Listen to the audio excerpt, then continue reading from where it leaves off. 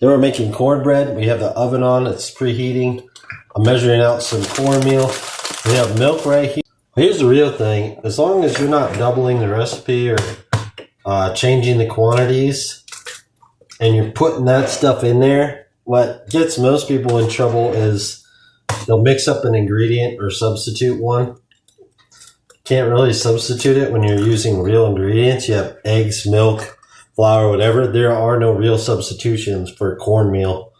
Sorry, but you put that stuff in there, even if you go somewhat out of order and it's mixed up a little bit, it'll probably be good. A lot of the recipes are online, and you'll find some from Preppy Kitchen, Sally's Baking Addiction, just to name a couple. There's a lot of them out there. All recipes, New York Times, whatever. And they're all going to work. Make a couple of them, see which one you like. Maybe there's a process you like better.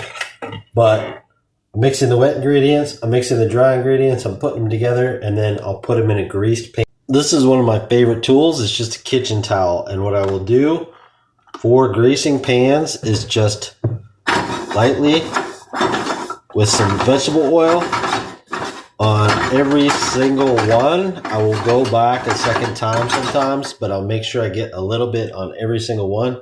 That's all I got to do.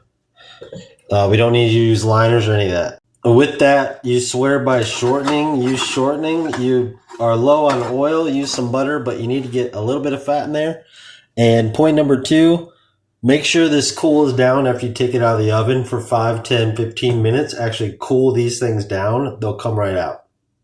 With this particular recipe, I can fill these to the top, and that is what I do because they look gorgeous when they puff up a little bit. And what we're going for here is something a little bit thicker than a pancake. So it'll look like a waffle mix or something. That's perfect. If you've ever made cupcakes, that's where we're at. But we're going to fill it all the way to the top. And just like that, they're in the oven. We're ready to go. In 20, 25 minutes, depending on your recipe, we are going to have food. That means I will take care of some dishes and start prep for chili. While the oven's still on for cornbread, we're going to cut up some peppers and put that in there to roast because we are going to make chili. Just look at how gorgeous those are. Oh my gosh. That is awesome. Well, as that stuff was cooking, I was starting prep on chili. So we're going to get finished with